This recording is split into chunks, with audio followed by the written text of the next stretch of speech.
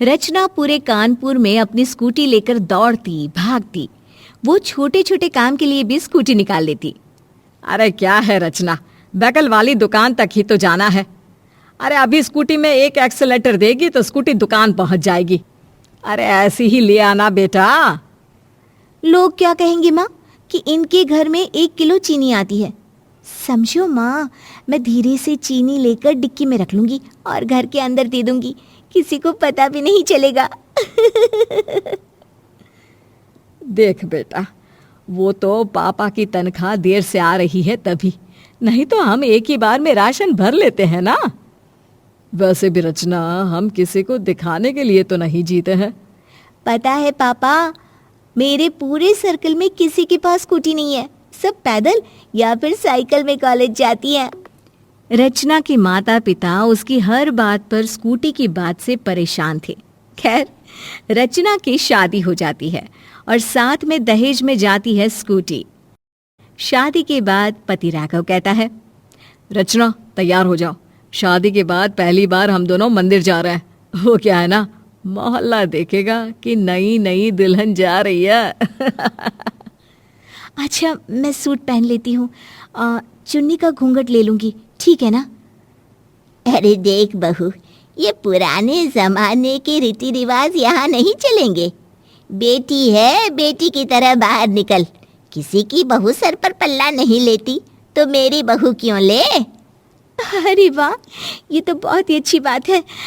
फिर तो राघव, मैं अभी तैयार होकर आई। और हाँ, मैं बाइक निकालता हूँ गली से बाहर। बाइक? अरे बाइक क्यों, मेरी स्कूटी है ना, गली से बिठाकर निकालती हूँ मैं, देखना सर्र करके।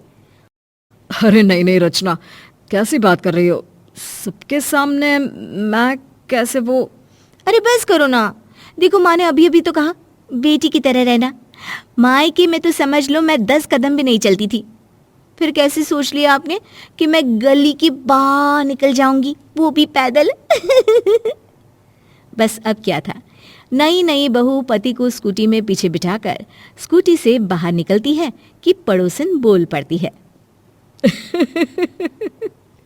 अरे देखो देखो, पिच्चू की अम्मा का लड़का कैसे मेहरारू के पीछे बैठकर जा रहा है। अरे ना शर्म ना लिहाज रह गया है। कानपुर का अपना मोहल्ला तो दिल्ली का कनॉट प्लेस लग रहा है। एडवांस हो गई है ना पिच्चू की अम्मा, दहेज में मोटरसाइकिल भी ली है और स्कूटी भी। स्कूटी तो बहू ऐसे चला रही है जैसे कि हवाई जहाज। राघव समझता तो है कि उन लोगों के मोहल्ले में जहां बहू सर पर पल्ला लेकर निकलती है, वहां ऐसे बीवी के पीछे बैठकर वो निकलेगा तो लोग तो उसके बारे में बातें करेंगे ही। लेकिन देखो ना, कितना अच्छा लग रहा है। पता है, मेरी तो किस्मत ही खुल गई कि मेरी शादी आपसे हुई। आप जैसे लड़के के साथ शादी करके मैं तो धन्य हो गई। इतनी आजाद तो मैं शादी से पहले भी नहीं थी। राघव भी सोचता है, कोई लड़की इतनी खुश है तो उसकी खुशी के लिए इतना तो किया ही जा सकता है। अगले रोज, अरे मैं जरा पार्क तक जा रहा हूँ, योगा किए काफी वक्त हो गया है। पिताजी, मैं ना आपको पार्क तक छोड़ देती हूँ। अरे पर बेटा, वो तो पास ही में है, इतना तो मैं पैदल जा ही सकता हूँ। और वैसे भी तेरे पीछे बैठकर निकलूंगा ना तो लोग बातें बनाएंगे कि देखो बुढ़ा कैसे बहू के साथ घूम रहा है स्कूटी पर। ना बिटिया ना, मैं चला जाऊंगा। बहू, तू ना मेरे लिए चाय बना कर लिया। हाँ माँ जी, लेकिन पापा जी अभी वापस आएंगे और वो कहेंगे कि। तभी ससुर जी की आवाज आती है, अरे रचना बिटिया, जरा स्कूटी तो निकाल ले, मुझे पार्क तक छोड़ा। अरे बहू, अभी तो मना कर रहे थे, अब तुरंत ही। माँ जी, मेरी स्कूटी है ही ऐसी, इतनी शानदार कि हर कोई बैठना चाहता है। अरे बता ना, क्या हो गया? माँ जी, आज सुबह से ही बारिश हो रही है और घर के बाहर पानी भरा हुआ है, तो ऐसे में पापा जी कैसे जाएंगे गली से बाहर? पड़ गई ना जरूरत उनको मेरी स्कूटी की। बहू फर्राटा भरते हुए ससुर को पार्क छोड़कर घर वापस आती है कि पड़ोसन कहती है, अरे कल्लू की बहू, क्या तेरी माँ ने कोई संस्कार नहीं दिए? मेरी माँ ने संस्कार भी दिए हैं और स्कूटी भी। अरे दिख रहा है कैसे बेशर्म की तरह बहू होकर भी पूरी सड़क पर घूमती रहती है। शर्म नहीं आती क्या? नहीं आती। और जब मेरे ससुराल वालों को कोई समस्या नहीं है तो आप कौन होती है? हाँ, हाय रे, लंबी जबान भी इतनी। अरे मजाल है तेरी कि मोहल्ले में कांता से पंगा ले ले। सुन, आज के बाद तू ये स्कूटी चलती ना दिखे, मोहल्ले की बहुओं को खराब कर देगी। बढ़िया आई स्कूटी वाली। अगले रोज रचना अपनी स्कूटी निकाल रही होती है कि माँ जी। रचना रो रही होती है कि सास बाहर आ जाती है। अरे क्या हो गया बहू, क्यों रो रही है? माँ जी, किसी ने मेरी स्कूटी का टायर पंचर कर दिया, उसका शीशा तोड़ दिया और देखिए कैसे पूरी स्कूटी में स्क्रैच लगा दिया है। अरे रो मत बहू, मैं अभी राघव को बोलती हूँ, वो ठीक करा कर ले आएगा। लेकिन माँ जी, ये तो किसी ने जानबूझकर किया है ना, मेरी स्कूटी। पता है माँ जी, मैं कितना संभाल कर रखती हूँ इसे, बहुत प्यार करती हूँ इसे। अरे रो मत बहू, कोई बात नहीं, देख अभी ठीक हो जाएगी तेरी स्कूटी। लेकिन ऐसा कर कौन सकता है? मोहल्ले में किसी से लड़ाई हुई है क्या? रचना को कांता की बात याद आती है। हाँ माँ जी, वो कांता। हे भगवान, उसे कोई जवाब तो नहीं दिया ना तूने? बड़ी ही तेज महिला है, उससे कभी जबान मत लड़ाना। जबान? माँ जी, मैंने तो उसे ठीक कर दिया। तभी वहां राघव आ जाता है। हाँ, और उसने तुम्हारी स्कूटी बिगाड़ दी। ये काम उसी का है माँ, कल इसकी लड़ाई उससे हुई थी। ये काम उसी का हो सकता है, लेकिन क्या कर सकते हैं? अब मोहल्ले में कोई बहू स्कूटी नहीं चलाती ना, तो उसे जलन हो रही होगी।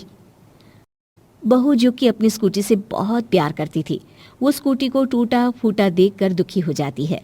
माँ, मैं जाकर स्कूटी ठीक करवा कर लाता हूँ, लेकिन फिर इसे घर के अंदर ही खड़ा कर देंगे। देखा, अब ये स्कूटी सड़क पर निकली तो इस स्कूटी की खैर नहीं। बड़ी आई। नहीं नहीं, मेरी स्कूटी मत तोड़ना, मैं कभी नहीं चलाऊंगी इसे, मैं कल ही मायके में रख दूंगी। लेकिन उसी रात कांता रचना के घर का दरवाजा आधी रात को खटखटाती है। अरे कोई है? अरे कल्लू की माँ, मेरी बहू के पेट में दर्द हो रहा है, कोई उसे डॉक्टर के पास ले चलो ना। चाची, वैसे तो आपके कर्म ऐसे है नहीं कि हम आपकी मदद करें, लेकिन कोई ना, चलिए मैं मोटरसाइकिल निकालता हूँ। अरे नहीं नहीं, मेरी बहू किसी गैर मर्द के साथ नहीं जाएगी। तभी वहां रचना आ जाती है। चाची, मेरी स्कूटी ठीक हो गई है, अगर आपको ऐतराज ना हो तो। हाँ हाँ, मैं यही सोच कर आई थी कि। रचना फटाक से स्कूटी निकालती है और कांता की बहू को बिठाकर अस्पताल ले जाती है। फिर अगली शाम। रचना बहू, ये ले, मैं तेरे लिए ये मिठाई का डिब्बा लेकर आई हूँ। मुझे माफ कर दे बहू, मैं समझ चुकी हूँ कि बहू और बेटे में कोई फर्क नहीं होता। तो इसी बात पर चले गोलगप्पे खाने? हाँ, लेकिन तेरी स्कूटी पर बैठकर। हाँ। कहते हैं घर बनवाते समय आप घर में चाहे लाखों रुपए का खर्च कर दो, लेकिन यदि आपने रसोई घर की मालकिन यानी कि गृह लक्ष्मी के पसंद की नहीं बनाई ना तब तो फिर आपके घर में ग्रह शांति रह पाना बड़ा ही कठिन काम है। गुप्ता जी आगरा की मॉडर्न कॉलोनी में रहा करते थे। 2 कमरे का उनका मकान उनके छोटे से परिवार के लिए पर्याप्त था। घर में सिर्फ पति पत्नी और उनका एक बेटा मेहुल रहते थे। लेकिन धीरे धीरे समय बीता और मेहुल अब जवान हो गया। जब मेहुल की शादी की उम्र हुई तो गुप्ता जी की पत्नी को बेटी की शादी से ज्यादा इस 2 कमरे के मकान की चिंता सताने लगी।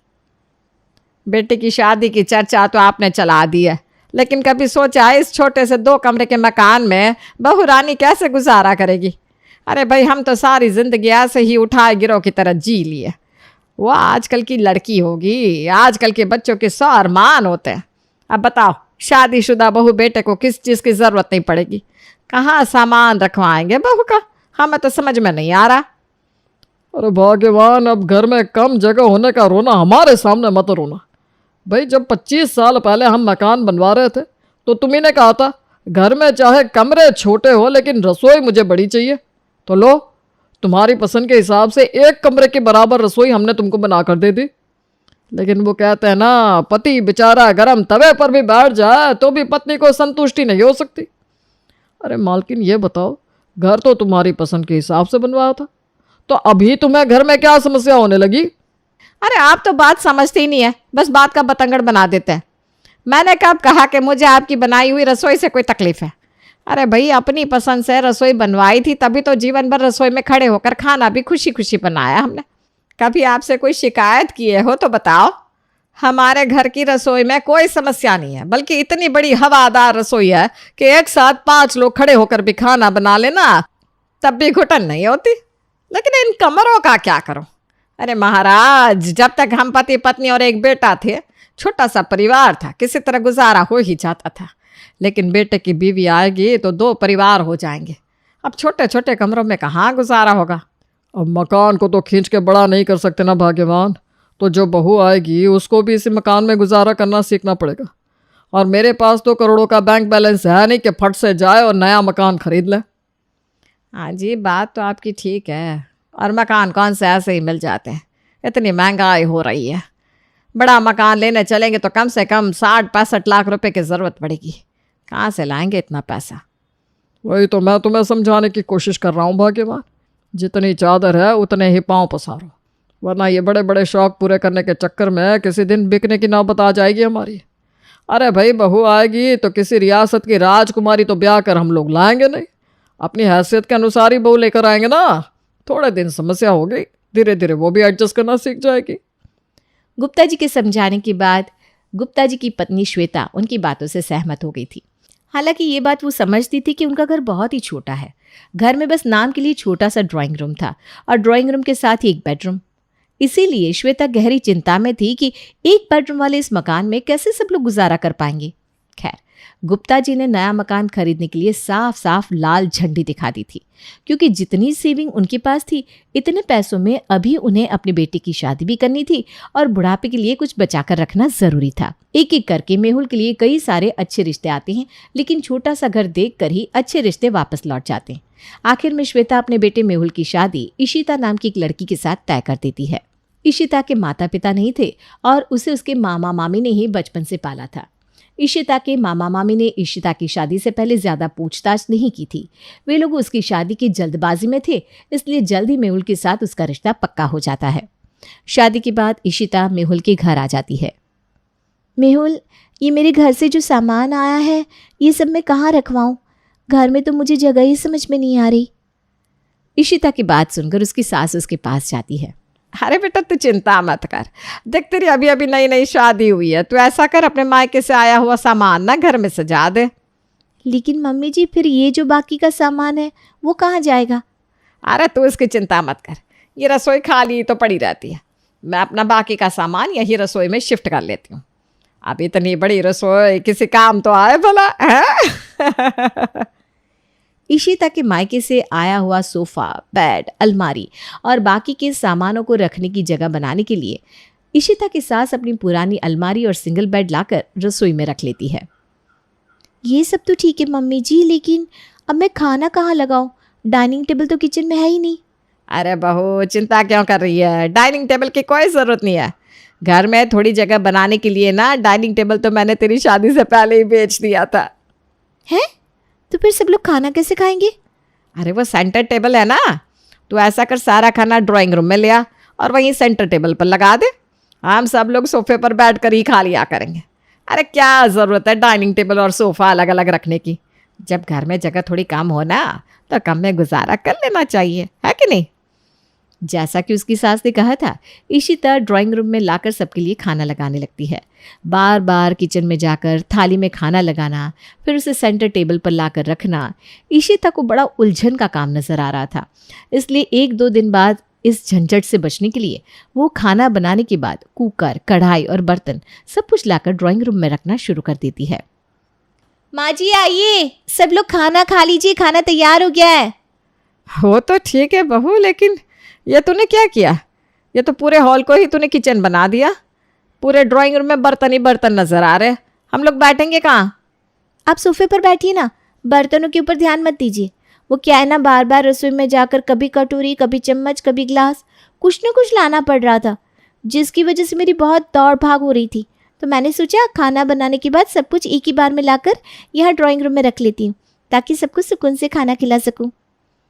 हालांकि बहू की ये बात श्वेता को कुछ खास पसंद तो नहीं आई थी, लेकिन वो समझती थी घर ज़रूरत से ज़्यादा छोटा है, इसलिए बहू को एडजस्ट करने में प्रॉब्लम हो रही है। जब से श्वेता ने अपना सामान रसोई में रखा था, तब से इशिता को बर्तन और बाकी के सामान रखने में भी रसोई में दिक्कत आने लगी थी। इशिता सबका खाना लगा रही थी कि तभी श्वेता इशिता से कहती है, अरे बेटा देखो तो ऐसा लग रहा है बाहर बारिश होने लगी, जाओ ज़रा छत से कपड़े उतार लो। सास की बात सुनकर बहू इशिता सबको खाना निकाल कर देने के बाद छत पर जाकर कपड़े उतारने लगती है। क्योंकि कपड़े अभी गीले थे, इसलिए वो अपने कमरे में जाकर कपड़ों को फैलाने लगती है। अचानक ही दरवाजे पर घंटी बजती है। श्वेता दरवाज़ा खोलती है। अरे बहन जी, यहाँ से गुजर रहे थे, अचानक तेज बारिश होने लगी तो याद आया आपका घर इसी सोसाइटी में है, तो सोचा जब तक बारिश रुके तब तक आपके यहाँ बैठ लेते हैं। अरे बहुत अच्छा सोचा बहन जी, आइए आइए बैठिए बैठिए। बहन बुरा मत मानिएगा, लेकिन बैठेंगे तो तब ना जब आपकी कमरे में बैठने की जगह होगी। चारों तरफ बर्तन, खाना, कढ़ाई, कुकर फैले हुए हैं। क्या बात है, आजकल आप लोग खाना यहाँ ड्राइंग रूम में बनाने लगे हैं क्या? रसोई किराए पर दे दी है क्या किसी को? सहेली का कटाक्ष श्वेता बहुत अच्छी तरह समझ रही थी। थोड़ा हंसते हुए वो अपनी सहेली को जवाब देती है। अरे नहीं नहीं, ऐसी बात नहीं है। वो बहू खाना परोस ही रही थी कि अचानक से बारिश आ गई, तो वो कपड़े उतारने गई और बर्तन यहीं छूट गए। आप लोग बैठिए, मैं बर्तन अभी हटा देती हूँ। श्वेता बर्तन हटाने लगती है, तभी मीनाक्षी फुसफुसाते हुए उषा से कहती है, अरे मीनाक्षी, क्यों टोक दिया तुमने? ये तो बहाने बनाने वाली बात है। अरे हम तो पहले से ही जानते हैं उनकी बहू ऐसे ही करती है। एक दिन वो काकी भी बता रही थी, इनकी बहू ने तो रसोई में ही पूरा ससुराल बना लिया है। अभी तो तूने बस इनका ड्राइंग रूम देखा है, रसोई की तरफ जाकर देख ज़रा, पूरा गृहस्थी का सामान भर रखा है उसमें। अलमारी और सिंगल बेड भी है रसोई में। हाँ ये सही है, रसोई का सामान हॉल में और हॉल का सामान रसोई में। इनकी बहू ने तो घर का तमाशा बना कर रख दिया है। उषा और मीनाक्षी श्वेता और उसकी बहू का मजाक उड़ा रही थी, तभी श्वेता के कानों में उनकी आवाज़ पड़ जाती है। उनकी बातें सुनकर श्वेता को काफ़ी बुरा लगता है। अपनी सहेलियों के जाने के बाद वो अपनी बहू को बुलाती है। बहू, इस तरह पूरे ड्राइंग रूम में बर्तन, कुकर, कढ़ाई फैलाना कोई अच्छी बात नहीं है।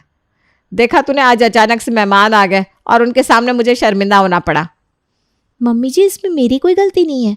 रसोई में बेड और अलमारी रखने के बजाय आपको वहाँ पर रखने के लिए डाइनिंग टेबल खरीदना चाहिए था ना, ताकि सब लोग आराम से बैठकर खाना खा सके, और ड्राइंग रूम मेहमानों के बैठने के लिए खाली रह सके। अच्छा, एक तो मैंने तेरा नया सामान रखने के लिए अपना इतने वर्षों का प्यार से खरीदा हुआ सामान हटाकर रसोई में रख लिया, ऊपर से तू मुझे बातें सुना रही है। अब तू क्या चाहती है कि ये मैं अपनी 30 साल पुरानी अलमारी, मेरी शादी का बेड, इन सबको उठाकर घर से बाहर फेंक दूं? दोनों सास बहू में बहस हो रही थी कि इतने में मेहुल की बुआ वहां आ जाती है। पहले तो घर का हुलिया देखकर वो अपना सर पकड़ लेती है, लेकिन फिर वो देखती है कि दोनों सास बहू झगड़ने में व्यस्त है। उन्हें झगड़ते देखकर बुआ उनसे उनके झगड़े का कारण पूछती है। दोनों सास बहू अपनी अपनी समस्या बुआ जी को सुनाने लगती हैं। देखो भाभी, आपकी बात सही है, लेकिन बहू भी कुछ गलत नहीं कह रही। अरे भाई, सेंटर टेबल पर लगवा कर खाना खाओगे तो मेहमानों को बैठने के लिए जगह कहाँ बचेगी? और इतना लड़ाई झगड़ा बहस और घर का हुलिया बिगाड़ने से तो अच्छा है कि आप लोग छत पर एक कमरा बनवा लेते तो सारी प्रॉब्लम सॉल्व हो जाती। बुआ की बात सुनकर दोनों सास बहू के चेहरे पर चमक आ जाती है। अरे बिल्कुल ठीक कह रही है जी आप। अगर मेहुल के पापा पैसे नहीं भी देंगे ना, तो भी 2-2.5 लाख रुपया मैंने अपने अकाउंट में जमा कर रखा है। उन्हीं पैसों से एक कमरा बनवा लूंगी ऊपर। लेकिन अब इस कलेश की जड़ को ख़त्म करना ही है। ऊपर के कमरे में अपना सारा सामान रखवा दूंगी और फिर इस रसोई के लिए बढ़िया सा डाइनिंग टेबल खरीदूंगी, जिस पर बैठकर हम सब मज़े से खाना खाएंगे। कुछ ही दिन में श्वेता ऊपर के फ्लोर पर एक कमरा बनवा लेती है और उसके बाद उनके घर की सारी समस्या खत्म हो जाती है। प्यार का नशा शादी के बाद कैसे फुर्र हो जाता है, देखिए तो जरा। नहीं नहीं मीना, मैं तुम्हारे बिना नहीं जी सकता। मैं भी तुमसे शादी नहीं हुई तो किसी से शादी नहीं करूंगी। मैं आज ही अपनी माँ को बोल देती हूँ कि मेरे लिए अब कोई रिश्ता देखने की जरूरत नहीं है। मैं वादा करता हूँ मैं खूब मेहनत करूंगा और तुम्हें हर खुशी दूंगा। ये फिल्मी वादे असल जिंदगी में भी होते हैं, लेकिन फिर क्या होता है? अरे कैसे कर दूं उस लड़के से शादी? 1 कमरे का मकान, ऐसे घर में रहने वाले 4 लोग, ऊपर से लड़का कुछ कमाता नहीं। अरे मैं जानकर कुएं में नहीं फेंक सकती हूँ तुझे। माँ मैं सब सह लूंगी, एक शब्द भी नहीं कहूंगी। मेरे लिए महंगे कपड़े नहीं बल्कि महेश का प्यार ही सब कुछ है माँ। ओहो, लग रहा है जैसे संजय लीला भंसाली की देवदास देख रही हूँ मैं। अरे चुप रहना तू क्या जाने सच्ची मोहब्बत। मैं बताता हूँ सच्ची मोहब्बत, मार मार कर सही कर दूंगा। लेकिन कहते हैं ना, प्यार का भूत जूते और चप्पलों से भी नहीं उतरता है। तो हार कर करनी पड़ जाती है अच्छे सोसाइटी में रहने वाले मीना के माँ बाप को मीना की शादी महेश से। शादी वाले दिन कहने को तो पैसे वाले हैं, लेकिन व्यवस्था देखो। अरे कैसी बात कर रही हो भाभी? ऐसी शादी तो हम लोगों की फैमिली में किसी की नहीं हुई। अरे चुप कर, किसी का मेरे महेश की तरह राजकुमार जैसा बेटा भी तो नहीं था। वैसे भी लड़की तो पागल है मेरे महेश के लिए। अरे खुश नसीब हो बहन, लड़की की माँ की जगह मैं होती ना तो कभी ना होने देती शादी। तभी पीछे से लड़की के रिश्तेदार बोल पड़ते हैं। हाँ जी, कोशिश तो मीरा बहन ने भी की थी कि मीना की शादी किसी अच्छे घर में करे, लेकिन अब क्या करे, ये लड़कियां जो ना करवा दे, नाक कटा कर रख दी। किसी ने सलाह मांगी क्या आपसे? नहीं ना, तो मुंह बंद क्यों नहीं रखती हैं आप? बड़ी आई। ये बोलकर वो लोग वहां से चले जाते हैं। शादी हो जाती है और आ जाती है मीना अपने सपनों के महल में। मेरा कमरा कहाँ है माँ जी? कमरा? मेरा कमरा? अरे हम लोगों के पास यही है जो है, बताया तो था महेश ने। महेश सर खुजाता हुआ, हाँ बोला तो था कि 1 कमरे का मकान है मेरा। अच्छा बोला था, लेकिन फिर मैंने क्या कहा था याद नहीं आ रहा क्या महेश? तुमने कहा था कि तुम मेरे दिल में रह लोगी। अच्छा ये कहा था, वो तो ठीक है, लेकिन क्या करती बेचारी। अब तो इसी कमरे में रहना था, वो भी महेश के साथ। अगली रोज सुबह उठकर, माँ जी वो काम वाली कब तक आती है? वो बर्तन साफ कर दे तो मैं खाना बना लूं। काम वाली? बेटी, वो तो महेश काम करने लगा, वरना मैं ही थी काम वाली लोगों के घरों की। तो जहाँ इतने घर करती थी, वहाँ अपना घर करने में कौन सी दिक्कत है? ले अभी बर्तन धो देती हूँ। क्या आप हाउसमेट थी? महेश तुमने तो कहा था कि माँ वर्किंग है। हाँ बोला तो था कि वर्किंग है, वो लोगों के घरों में काम करती है। वैसे भी हम लोगों के एरिया में सभी औरतें यही काम करती है। क्या तुमने मुझे बताया था? तो मैंने क्या कहा था? तुमने कहा था कि तो क्या हो गया? क्या घरों में काम करना ये काम नहीं होता? और जिस पैसे से रोटी आए, हमारा पेट भरे, वो काम कभी छोटा नहीं हो सकता। अच्छा मैंने ये भी कहा था। हाँ क्यों, तुम्हें याद नहीं है? ना याद है, मैं तो बस कह रही थी कि ठीक है कुछ नहीं। तभी मीना की सहेली रीना उसे कॉल करती है। हाय मीना, कैसी है? सुना महेश के साथ शादी हो गई तेरी, लक्की है यार तू। मीना कभी खुद को देखे, कभी घर को, कभी महेश को, तो कभी उसकी माँ को। हाँ यार बहुत ज्यादा लकी हूँ। और बता कैसे याद किया? क्या था कि शादी के बाद मायके आई थी, तुझे तो पता है मैं दूसरे शहर में रहती हूँ, तो सोचा तुझसे मिल लूँ। भेजना लोकेशन ससुराल की, आती हूँ मिलने। हाँ रुक। मीना रीना को घर की लोकेशन भेजकर काम पर लग जाती है, लेकिन कई घंटों बाद भी रीना नहीं आती तो मीना उसे फोन करती है। अरे कहाँ रह गई? कब से तेरा रास्ता देख रही हूँ। यार मैं यहीं हूँ तेरे घर के पास ही, लेकिन पता नहीं तेरा घर दिख ही नहीं रहा।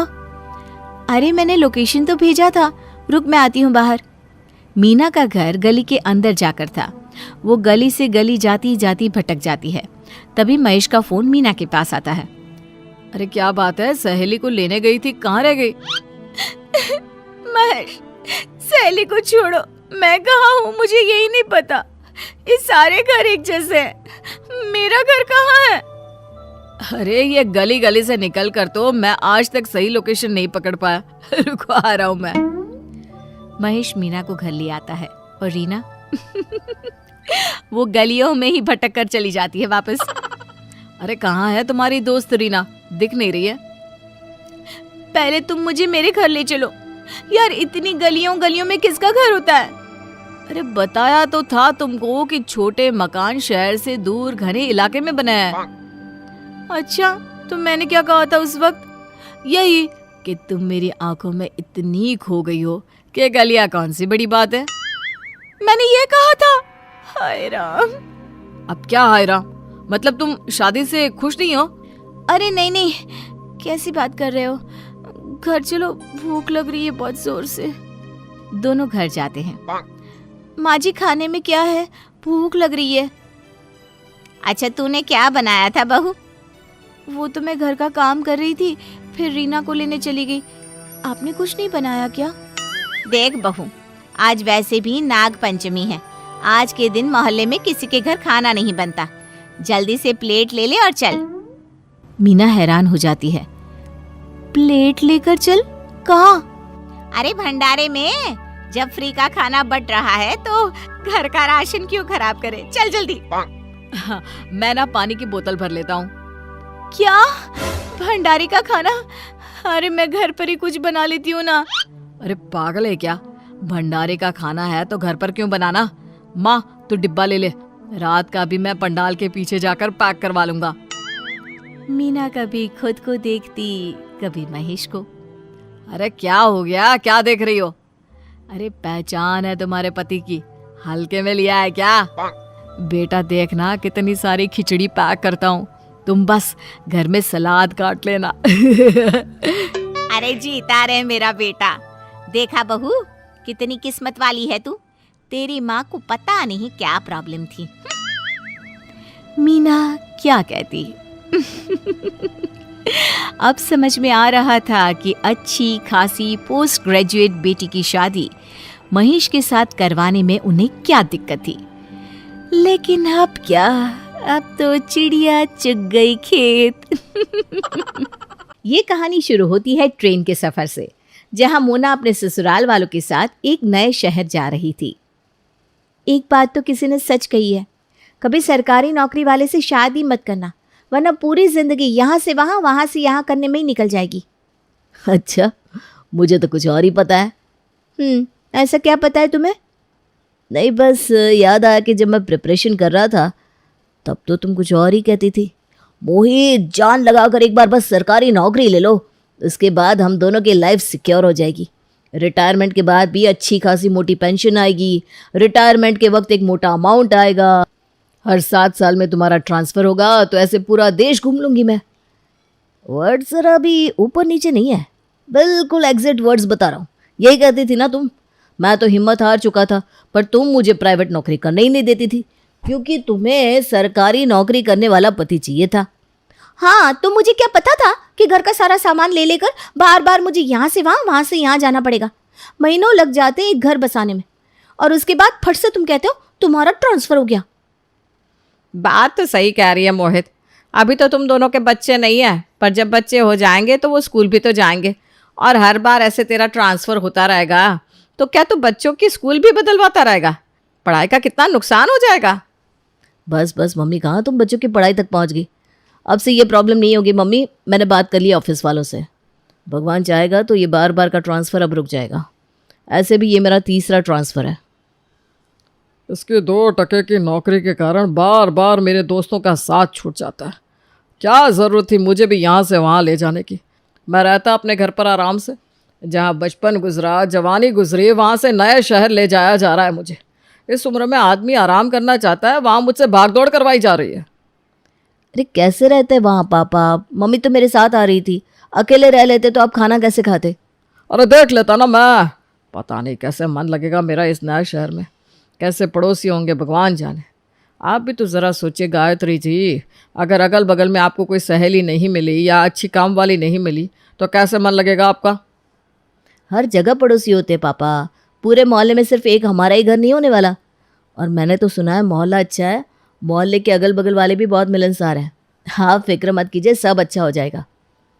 और छोटी मोटी बहस और नाराज़गी के बावजूद 24 घंटे के सफ़र को पूरा करके मोना अपने ससुराल वालों के साथ अपने नए घर पहुंचती है, जहां उनको गाड़ी से उतरता देख विदुषी अपने घर से बाहर निकलकर पड़ोसी विमला के घर का दरवाज़ा खटखटाती है।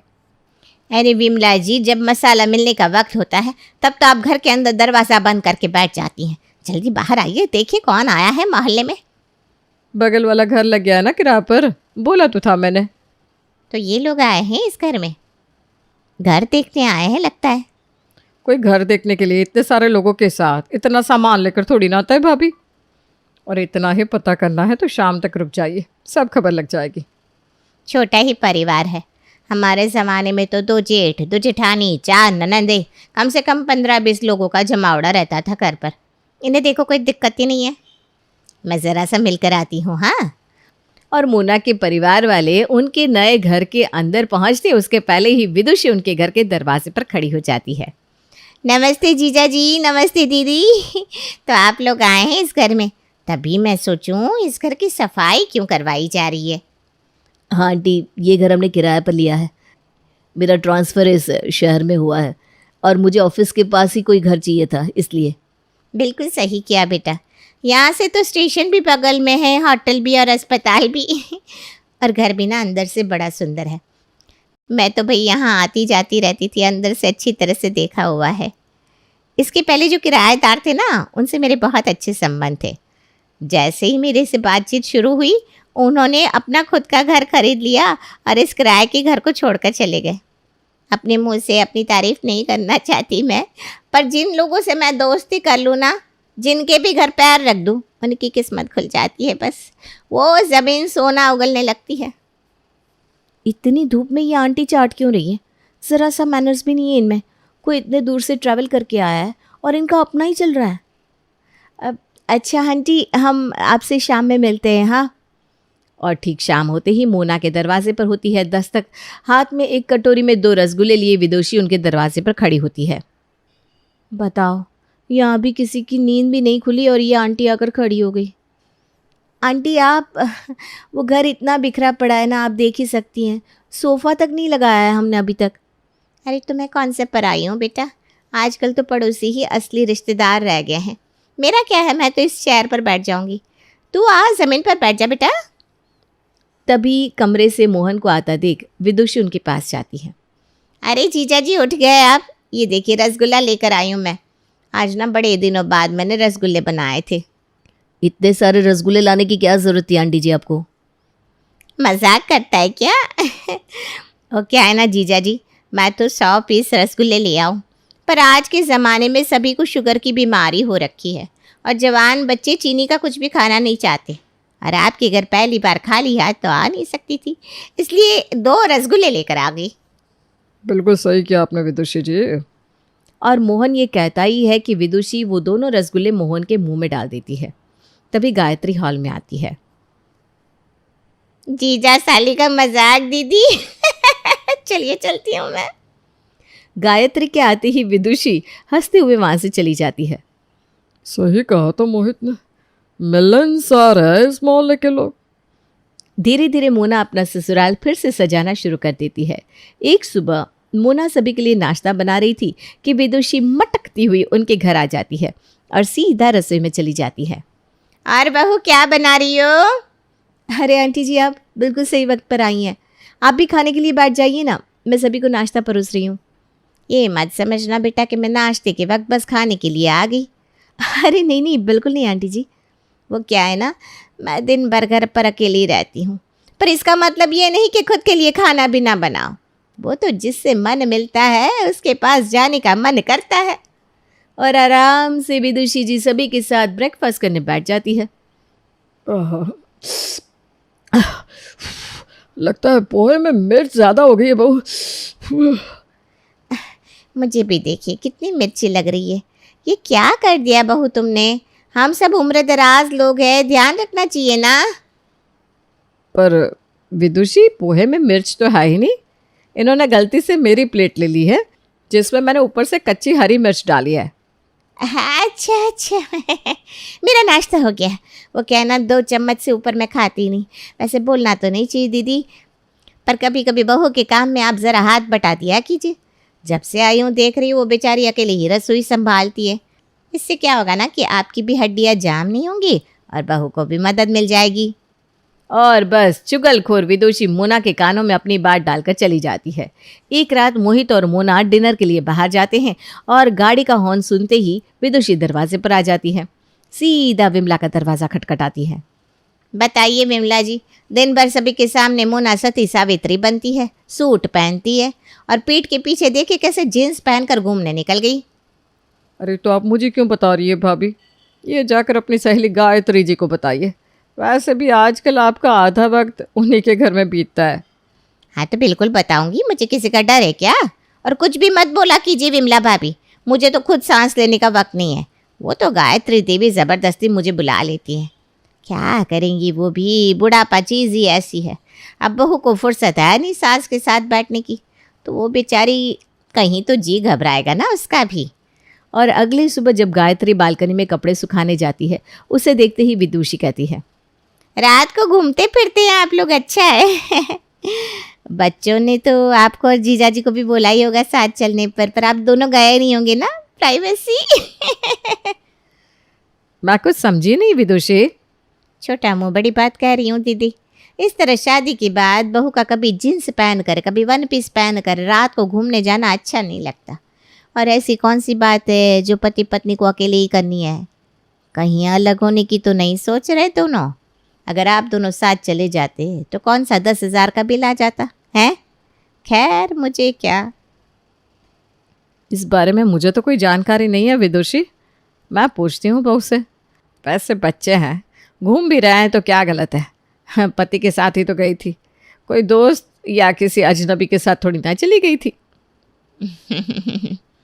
यहाँ तो दाल नहीं गली। अच्छा मुझे शायद कोई आवाज़ दे रहा है, मैं चलती हूँ। हाँ बस इसी तरह कभी विदुषी मोना का साइड लेकर उसकी सास के खिलाफ उसके कान भरती, तो कभी गायत्री को उसकी बहू के खिलाफ भड़काती।